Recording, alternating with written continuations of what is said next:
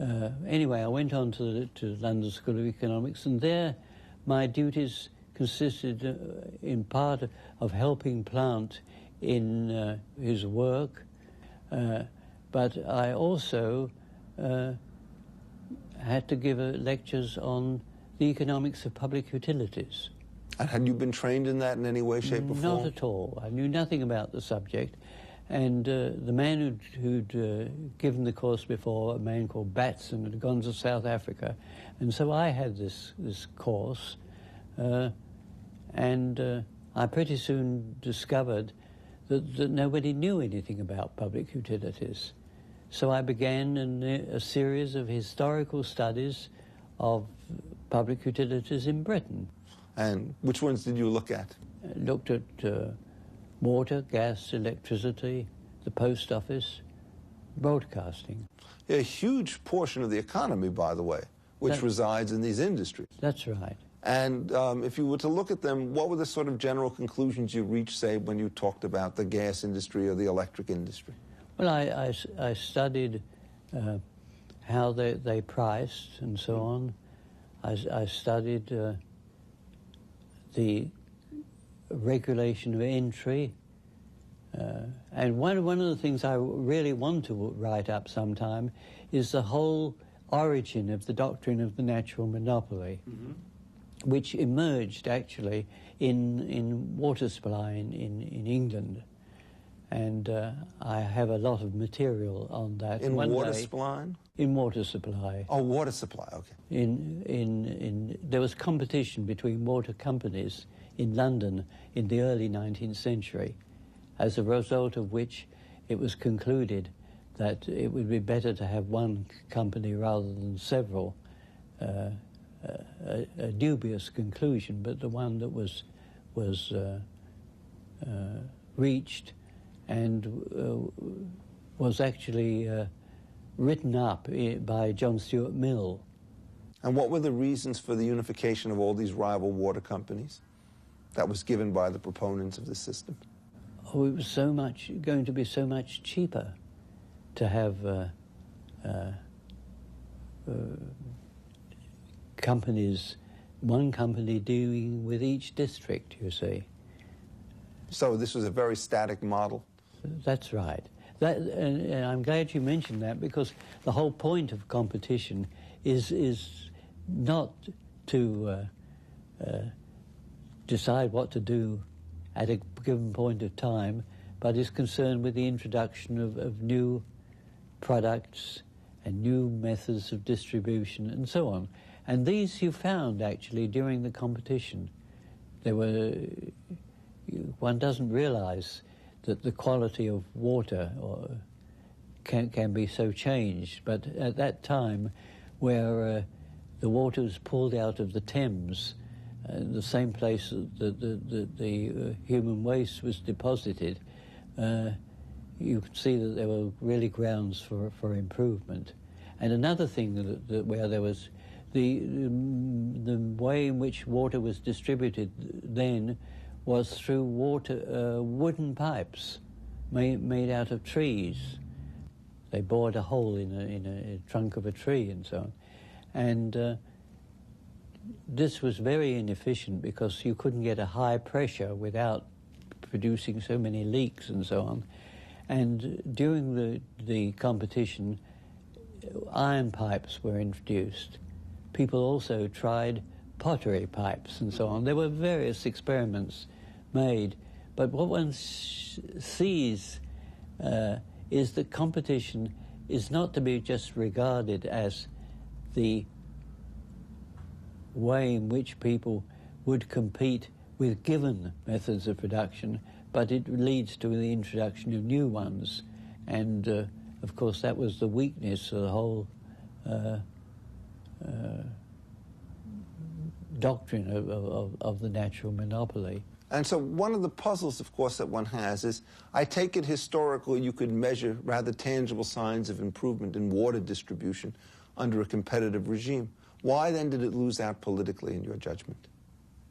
Because the companies were interested in having what they called a districting arrangement. So that each of them would have a local monopoly, essentially, by territory? That's right.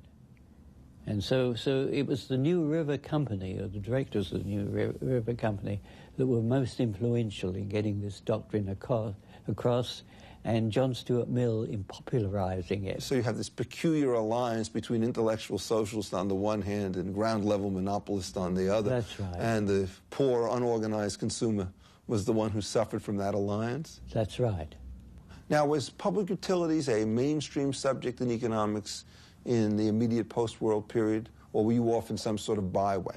Often some sort of byway, which had never been studied much. It was an American subject, and the textbooks we used were American.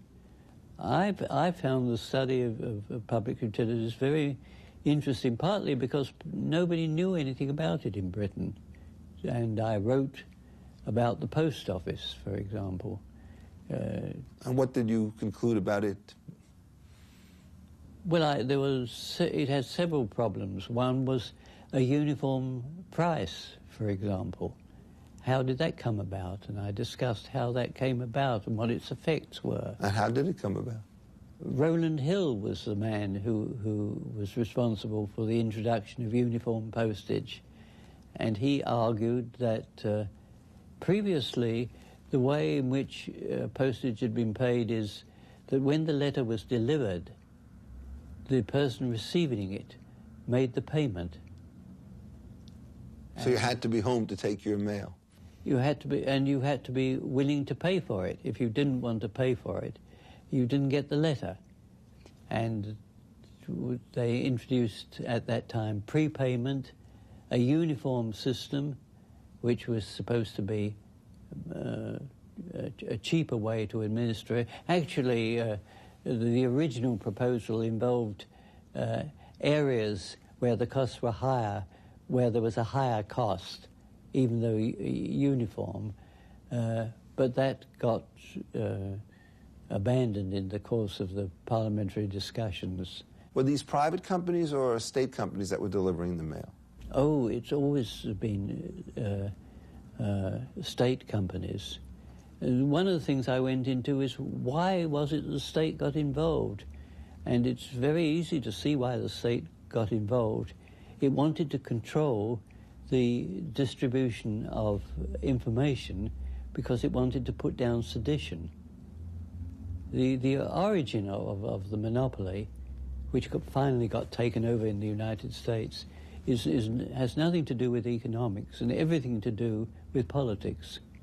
And yet, did they ever exercise the power to exclude from the mail seditious activities and seditious letters, or is it a justification that was used to create the system and then sort of fell by the wayside during its operation? People would look at the communications, and I'm sure quite a number of people lost their heads as a result of letters that were found. Does this concern with sedition help explain why it was that the post office was intimately involved in the creation of and the control of the broadcast networks in Britain? No, it isn't. What happened was I can't remember these dates exactly, but in the 1860s, it was decided that the various telegraph companies in England should be taken over and made a single operation operated by the state because it would be cheaper. Of course, it didn't prove to be cheaper, and it raised all sorts of other problems. For example, the employees of the telegraph companies became active in politics. Mm-hmm. It also was important in other respects. When the telephone was invented, the government, as it was operating the telegraph system, wanted the telephone companies to be hindered in their operations. So legislation was took place which restricted the operations of the telephone. Anyway, the monopoly of the telegraph was given to the government operating in the post office, and A telegram was described as a message conveyed by electricity. When broadcasting came along, it was quite clear that what was involved was a telegram, because it was clearly a message conveyed by electricity, and in that way the authority of the post office was established to control broadcasting. So in your view, much of the history of the regulation of public utilities in the late 19th and early 20th centuries in England had to do with the expansion of the post office, in which it controlled first the mail, then the telegraphs, and then the telephones. That's right. And then broadcasting to some extent, I suppose. That's right. Now, do you think this was a good or bad type of system, both in terms of its merits and also how did it happen? Well, the results were extremely bad. You had the telephone industry, which was hampered in its development by the need to protect the telegraph industry. And in the case of broadcasting, it was something quite different. It was that since you had defined a telegram as a message conveyed by electricity, broadcasting was therefore a telegram. And the post office had powers to regulate it, which it exercised. And how did it exercise those powers? In granting licenses to people to operate. And how did it decide who received a license? It's a complicated story, but they finally decided that there should be a monopoly. The post office always wanted a monopoly, and the Marconi Company wanted a monopoly because it would be the dominant firm in that case. And so in England, when broadcasting started as a service, it started as a monopolised service. It was the British Broadcasting Company, as it was then. And so this would reduce the range of choices and the level of innovations that were available to consumers? Well, that was the whole idea, because the BBC, particularly after it became the British Broadcasting Corporation, a state enterprise, the idea was that the BBC gave people what they ought to have, and therefore you should prevent them getting broadcasts of a different sort. So this ties into the very powerful anti-market theme that one of the reasons why markets are terrible is they satisfy the preferences that people actually have and reveal in their purchasing decisions? Particularly the lower classes, because the educated classes, on the whole, felt they got what they wanted from the British Broadcasting Corporation, and it was the lower classes that didn't get what they wanted. So essentially, a lot of the times when you studied public utilities, it became a lesson to you in the dangers associated with government-sponsored and organized monopolies. That's right. And it's a lesson which we could continue to learn today, I suppose. Well,